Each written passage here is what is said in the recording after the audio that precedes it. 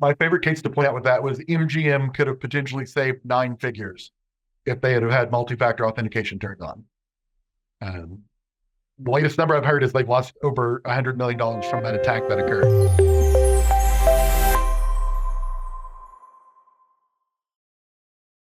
Welcome back to another installment of the Next Gen Case Study Series. On today's episode, I have with me Jordan Caldwell, who is the co-founder and chief security officer of Critical Fault, a cybersecurity firm specializing in penetration testing, risk assessments, and digital forensics. With a background in physics, mathematics, chemistry, and biology, Jordan has extensive experience in environmental risk assessment and nuclear material security. He also co-authored research papers with the EPA and is actively involved in the community outreach through various professional organizations, which is why we're excited to have him on the show. Jordan, welcome to the program. Yeah, thanks for having me. Pleasure's all mine. I'm really excited to get to know some of the work that you're doing with Critical Fault. But before we jump into that, Jordan, I'd love to kind of get from you maybe just a couple of minutes of your background, who you are, where you came from, and how you landed as a co-founder and CSO of Critical Fault. Yeah, I don't follow I think, more traditional IT cyber route. Like I said, I have a degree in physics, and I have a lot of experience with the physical security side of things. I have a friend that I'd met probably about 10 years ago now that is more of a much more traditional IT cyber background type guy where he's been doing it, ever since high school. And he'd been wanting me to come and join him in the security world for a while. And we had a very lucky break with being able to use some of the forensics tools that we would actually use for our clients to recover a small amount of cryptocurrency off of a corrupted hard drive. It had been hit, I want to say, by WannaCry, the ransomware. So most of the hard drive was completely unusable. Had been, encrypted by that attack, but we were able to pull off the wallet and put it in a password cracking rig. And I think it was about 8 billion guesses. We finally got the password Wow. in that cracking rig. Yeah. And then that's kind of what provided us with enough funding that we could take the risk to start the company. We did that in June of 21. So that's really where I made the big jump over. I was kind of looking for a change anyway. Mm-hmm. So it just all worked out. The whole pandemic and everyone, transitioning to home kind of threw everything out of whack. So I think it was just a good time for me to try something different. And so that's what we've been doing for the little over past 3 years now. Yeah, that's really cool. I noticed the connection here with all of the kind of major sciences, physics, math, chemistry, biology, all of that. How does that kind of help you in the work that you do in the cybersecurity space? Um, I think a lot of it is just with analysis and problem solving. Mm, With physics, you do get into electronics, and math and computer science are definitely related. yeah. Um, so I think it's just a real similar type of thinking for looking at problems from that analytical side, um, especially as you get into the higher level physics classes. It's not just a simple equation. There's a lot more steps involved. You have to really go through this long drawn out process. So I think that's really where just having a um, analytical mindset there can really help. Yeah, that is super helpful. I'm a bit of a physics geek myself.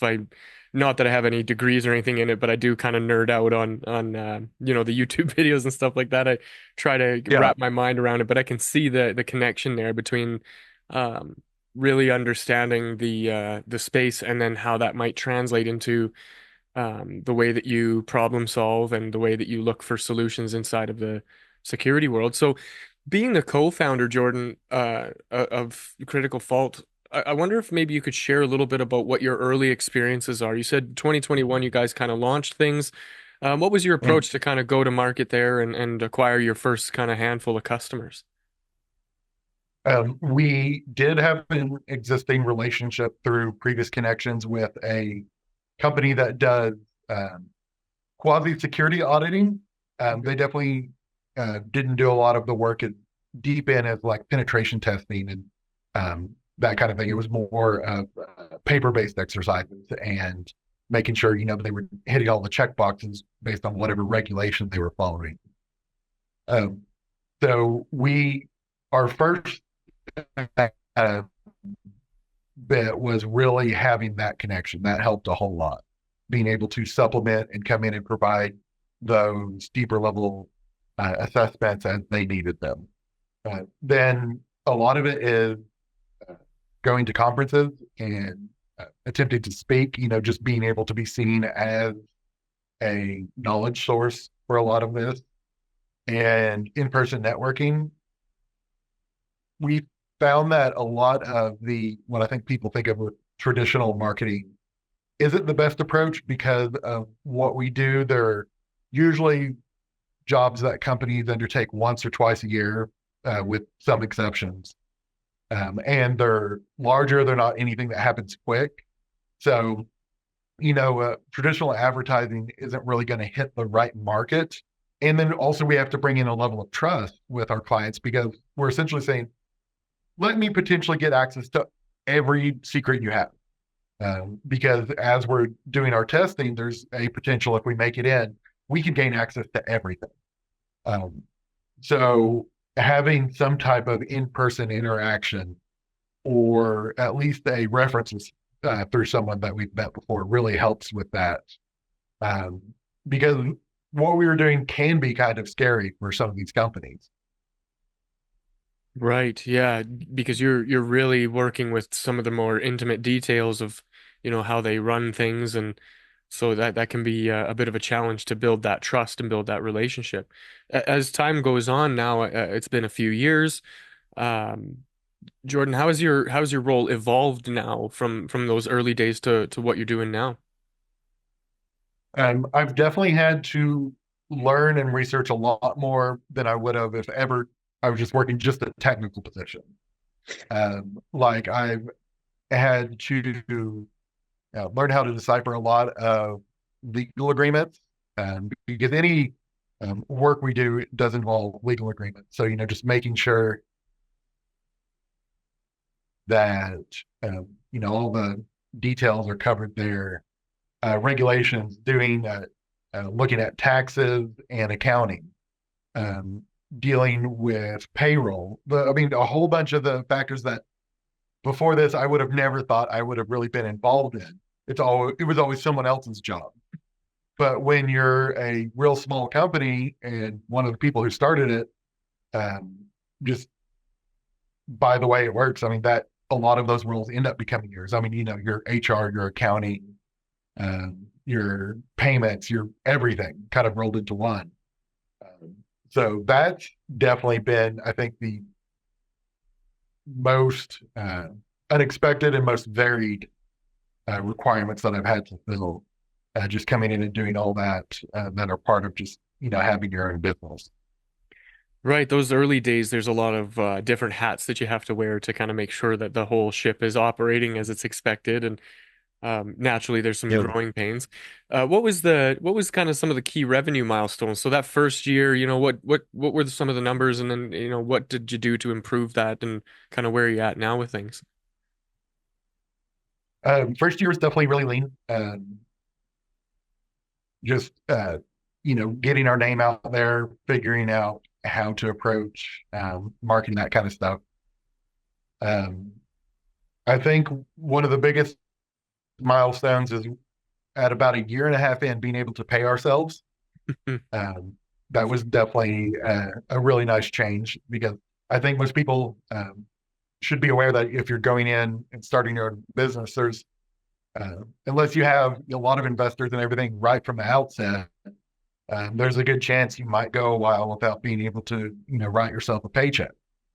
Um, Especially as you're going through growth, a lot of times there's only so much you can do, and you're going to have to pay for someone else before you can start drawing pay for yourself. Um, so I think that was probably, if I just had to say like the biggest milestone, it would be that one. Um, and we've gotten to the point now where we are starting to get more word of mouth referrals and just a larger network and relationship there going and seeing a little more organic growth without it necessarily having to be 100% our time being put in to grow it. Right, yeah.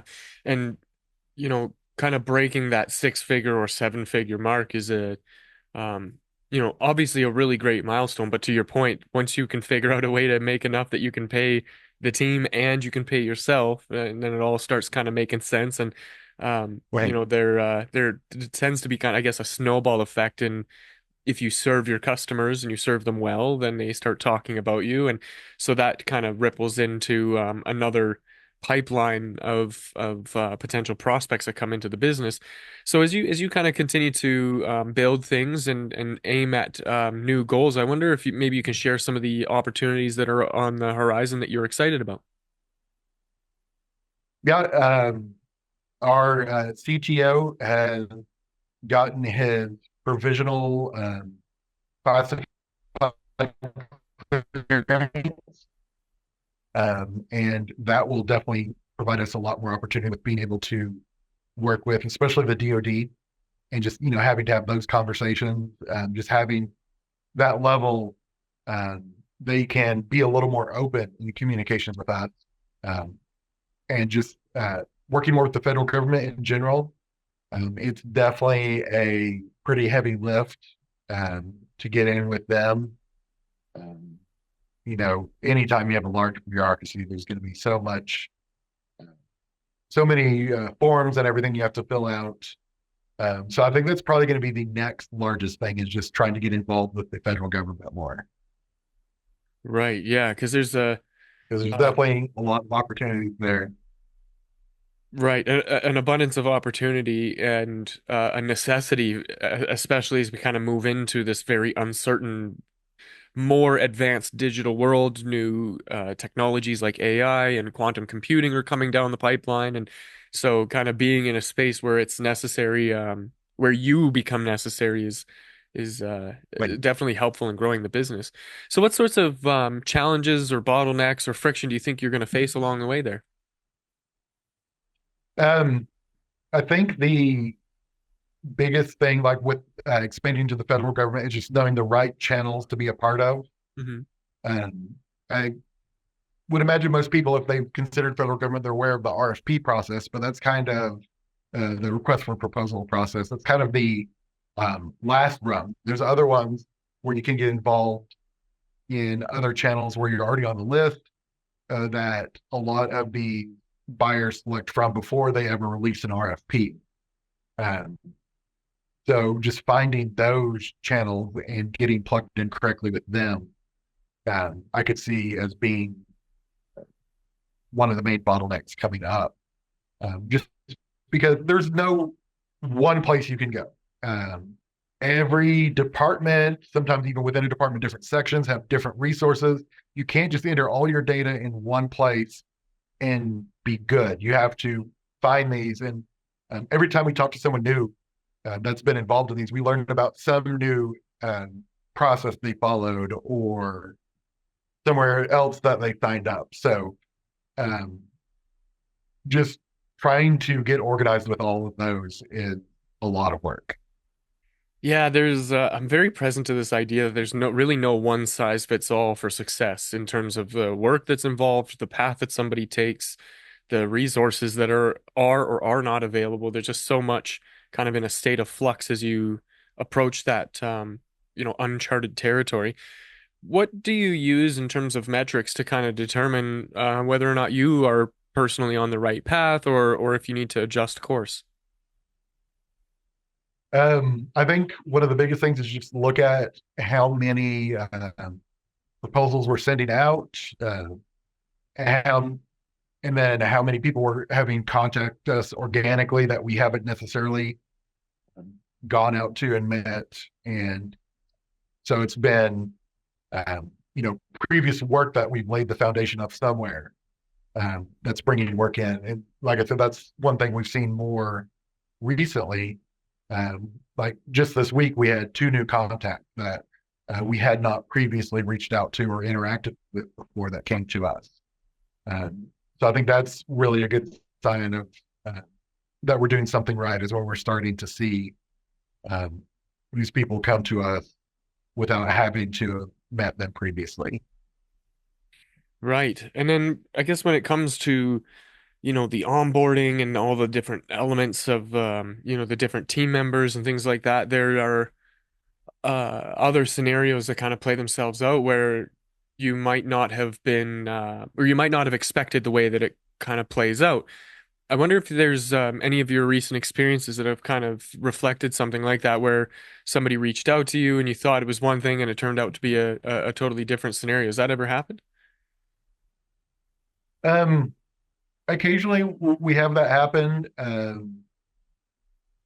I think just with IT in general, it's become such a varied field that it's no longer there's just one, place to go. It's like you're going to go to a different doctor if you have a broken bone versus, you have a head cold versus you have a lung infection. Like it's, each one is going to be, and IT has really become a lot more varied in that way.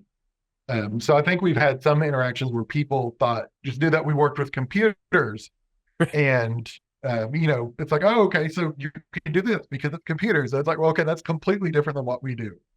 Um, and I think that's one of the biggest things, especially as security has really spun up, and especially offensive security, which is what we focus on. I mean, that's one of the newer areas for sure, um, in the IT world, compared to some of them, like, programming, which has been around since, IT's really been a thing.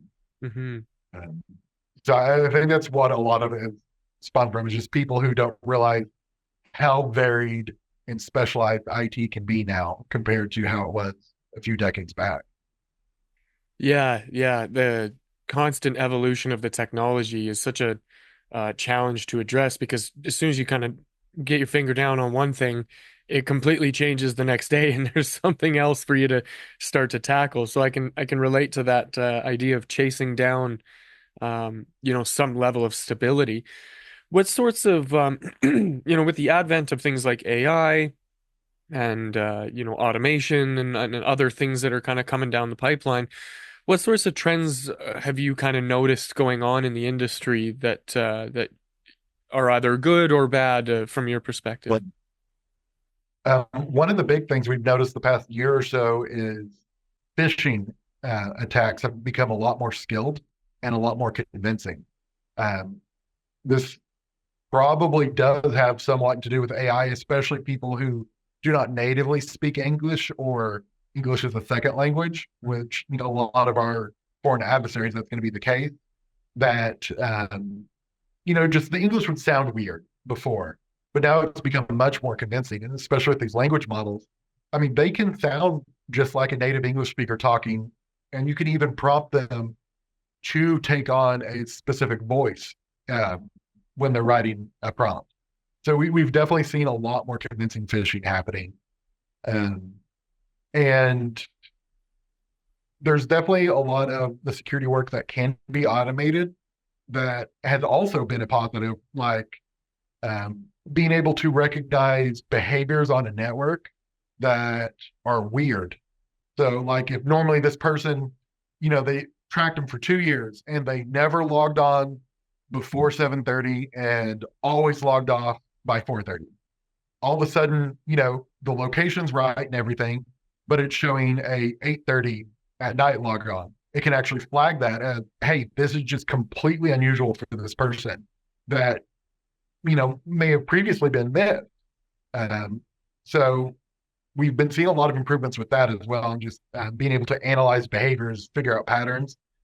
That's one thing AI is very good at, is discerning patterns and being able to see when an anomaly exists. We've seen that in the medical world too, with like diagnosing cancers. It's gotten really good at that. So with pattern recognition, especially, I'd say that's probably one of the best areas we've seen it on the defensive side. Yeah, being able to train these models on the actual patterns that they should be recognizing and then testing them out in the real world. It's remarkable to see how quickly that the tools are adapting and learning and evolving, and then you tack on the fact that you have generative AI that is creating um, native English speaking dialogue and voice that can be almost seamlessly replicated or duplicated. And then now the advent of video is getting really scary in terms of the uh, how accurate the deep fake and the just the generative video stuff is now. And so we're kind of getting into this place where we used to be able to, there was like little things that, like you said, we could tell what was going on, just the way that somebody said something. And now it's getting harder and harder and harder to discern whether or not the person that we're communicating with is in fact a person or a nefarious actor in the zeitgeist. And so this is a big challenge, and it's exciting that you guys are tackling that and kind of staying ahead of it and aware of it, um, and working to help address that issue. Jordan, as we kind of come to a close with our time together here, I wonder if maybe we can just look forward a little bit further into the future and speculate on what sorts of things do you see maybe coming for us, or what should we be looking out for as just general people who may not have your level of experience in the IT and computer world. Yeah, one of the biggest things we always tell everyone is anything you can turn on multi-factor authentication. Um, that's one of the easiest ways that just an average user can help protect themselves. And then using a password manager. Those are probably the biggest two things that just like an everyday person can do with without having to have a huge amount of knowledge. Um, I mean, it's a constant cat and mouse game because every time a new attack is developed, a new technology comes out to defend it, then there's a new attack against that one. Um, so it can definitely seem overwhelming um, for individuals, but luckily individuals aren't regularly targeted by the nation states or highly skilled actors. So removing those low hanging fruit through bad passwords and not having the multi-factor can really help protect the average user.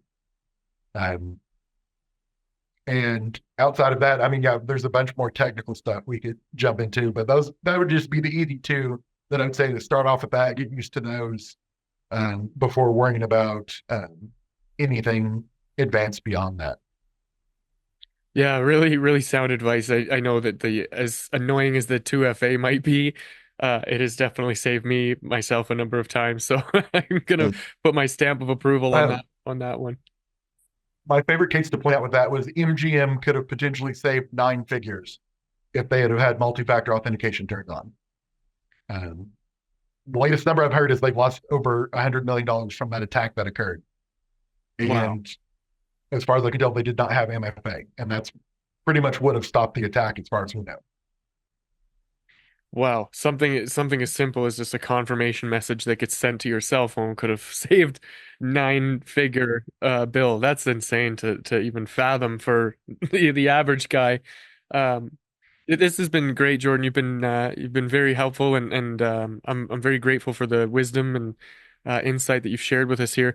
As we kind of come to a close here, I wonder if there was somebody out there who wanted to kind of get in touch with you to pick your brain further or perhaps work with you. What's the best way for them to reach you?